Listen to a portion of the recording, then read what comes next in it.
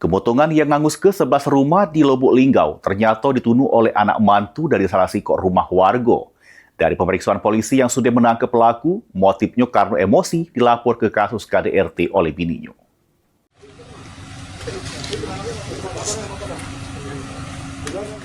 Polisi menangkap Sari, pelaku yang tunuh 11 rumah di Jalan Maluku, Lubuk Linggau, sehingga mengakibatkan kerugian materi mencapai 2 miliar rupiah. Dari pemeriksaan polisi, pelaku mengaku emosi sesudah tahu dilapor ke KDRT oleh bininya, serta gugatan cerai dari sang bini di Pengadilan Agama. Pelaku kemudian beli bensin nyiram ke rumah mertua yang juga rumah tempat tinggalnya bersama sang bini. Namun api gajang besak merembet ke bangunan lain di sekitarnya. Dari pemeriksaan urin oleh polisi, pelaku positif make narkotika.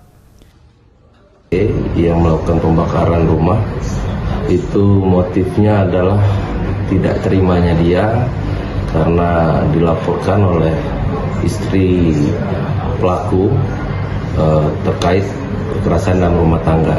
Sempat kita juga cek urin, terindikasi pelaku juga pengguna narkoba karena dari cek urin tersebut hasilnya positif.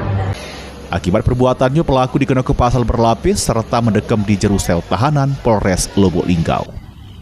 Tim Liputan, PAL TV.